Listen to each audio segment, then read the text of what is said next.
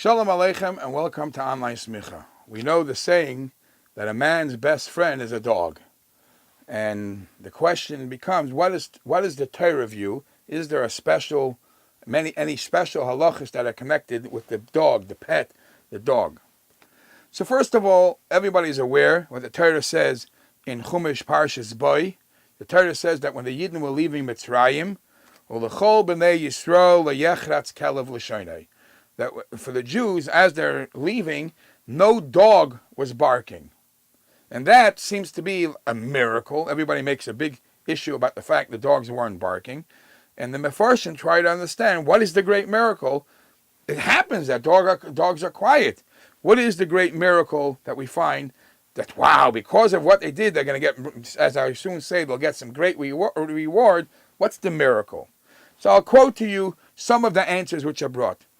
In the Tur, the Pirush of the Tur of the Torah, on the Torah says, this is a night that the dogs should have been all excited, all barking, making a lot of noise, because it's the same night as Makas Bechoros, the death of the firstborn. And when there's a lot of dead people, dead animals on the street, that's a field day for the dogs. That's when things become chaotic, and for them to be quiet and not bark, that is a miracle. Another answer he gives, the nature of dogs is that when things are quiet outside at night, they're quiet. But then when there is movement and actions and loud noise, they add to the loud noise. They bark. So this night was so much action going on, and for them to be quiet is a miracle. Especially as Chazal tell us, the Gemara in Baba Kama says, Kalavim tsoyakim malachamaves ba'le'ir, that when you hear dogs barking, that means the angel of death is in the city. And at this time, it was actually Yitzias Mitzrayim. That's really what happened. And for them to be quiet is a miracle. In Sefer told us Yitzchak, he says another answer. Okay, there's sometimes that there is movement, and there is some slight noise in the street, and the dogs won't bark. But the night of Pesach is an exceptional night, because the night of Pesach, it says that the Yidden did everything b'chipazon, fast, running, haste, and there must have been major noise. So because there's a part of Yetzias Mitzrayim that was done fast, rushing, which definitely caused a lot of noise from the Yidden traveling, then for sure, for the dogs to be quiet is a ness. Now, the Medrash says something that's not known. The Medrash Tehillim on Perek Chav Beis Pasuk Aleph says that, believe it or not, every Yid that left Mitzrayim left with a dog. So according to this Medrash, some answer, the miracle is not only that the Egyptian dogs didn't bark. The Yidden who are leaving Mitzrayim, exiting Mitzrayim, each one leaving with a dog, which again, it's not something that people know. For the Jewish dogs not to bark, and they're traveling and they're running, and that is a big chiddush. Now, this is what the pasuk says about the dogs. Yet the Gemara tells us that because of what this great thing they did, they were quiet during this night, they deserve a great reward. And what's the reward that the Torah tells us? There is a pasuk. The Torah says in Chumash Shmos Perek Chav Beis Pasuk Lamed that a Yid is not allowed to eat treifa. Basar b'sada treifa lo sechelu. A Yid is not allowed to eat treifa meat. That means meat that wasn't shechted, meat that's not kosher. La kelev tashlichin oisai. You should give it to the dog. Wow. So the Chazal tell us that because of what they did, the Torah gives them a reward. That whenever there is a treifa meat, the treifa meat should be given to the dog, specifically to the dog.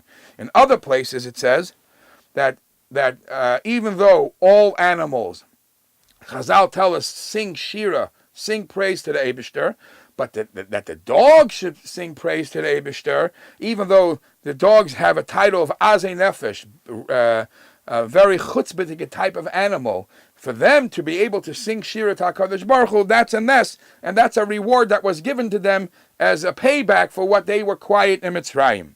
And the third third schar, which is given to the dog, which is a fascinating schar.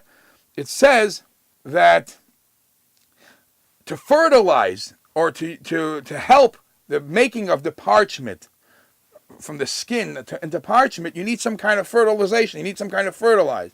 You're allowed to use the fertilize from a dog to make parchment for tefillin. That's a special bracha that the Eibishter gave, a special schar the Eibishter gave to the dog. So much so, it says in Sfarim that this is the reason why a dog could keep its food in its stomach for 3 days.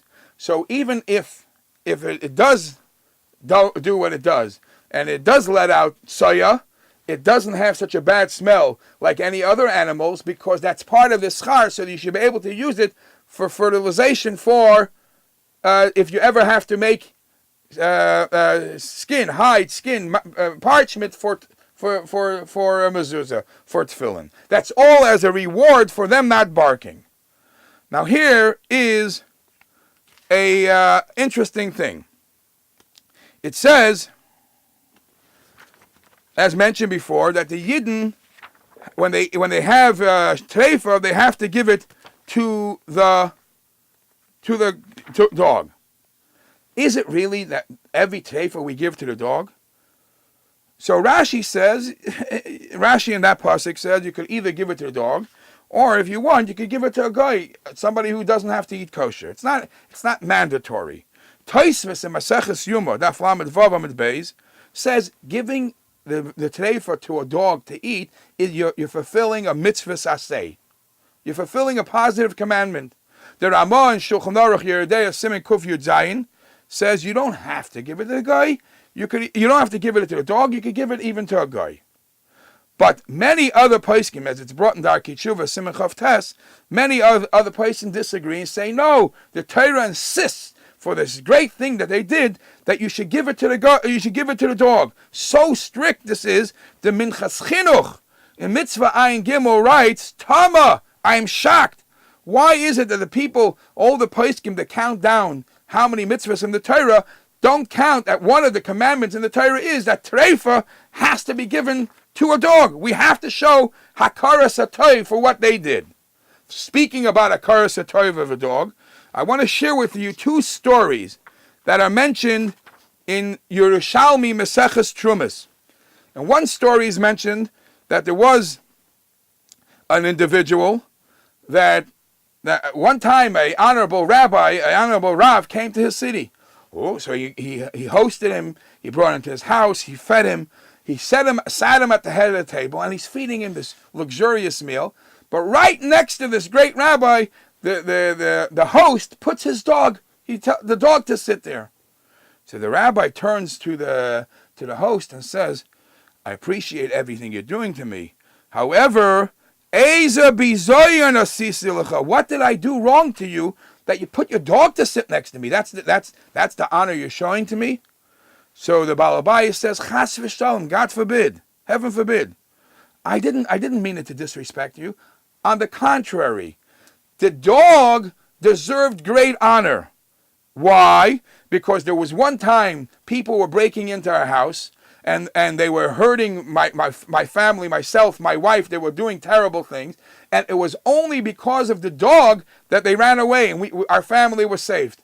So as a hakaras hatov to the dog, I wanted him to get some honor, so I put him at the head table next to you. One story of hakaras hatov. Another story of hakaras hatov is brought into Yerushalmi there, that there was a dog that saw that in the barn they were milking the cows, and there was a bucket of milk, and he saw a snake sneak into the bucket of milk and drink some and spray some of the venom, his venom, dangerous venom, into the bucket of milk. All right, he can't talk to the people to tell him not to take it. But when he saw the people coming to take the milk to drink, to bring it to the family and drink, he had to do something to help them. So he went, licked up, drank up the whole bucket just to go on Mesiras Nefesh to save the family, and he died from the venom. So when the shepherds when the shepherds figured that out, when the people in the city, the house figured that out, they decided they're gonna give him some kind of a reward. So they buried the dog in a regular burial, and they put a matzeva, they put a tombstone, and the matzeva is called Matzevas HaKelev, the tombstone for the dog. It's actually brought a beautiful pirush, that just like a dog protects the shepselach, the young animals, from a wolf that wants to come and take away one of the young animals, so too, when we have a treifa, we give it back to the dog. Now, I want in a Sefer Kushias, he concludes, there is a paragraph where he says, I'll share with you a shocking thing. Why is it that a lot of people, when they want to speak negative, arrogant against the Jew, they call them dogs? What's the connection between Jews and dogs? So in the Sefer Kushias, Eis Kuf Chav Ches, he says, because every Jew, the Torah refers to him as Banim Atem LaHashem Elokeichem. You are children of God. Banim, Beis Nun Yud Mem, is the same gematria as Klovim, as dogs. So they're basically saying, you are the children of the Eibishter. Or, Hashem says, Ki li b'nei Yisrael, the Jews belong to me. Ki li b'nei is Kelev, dog. So when a person screams at you, you dog, he really means to say you are Hashem's child.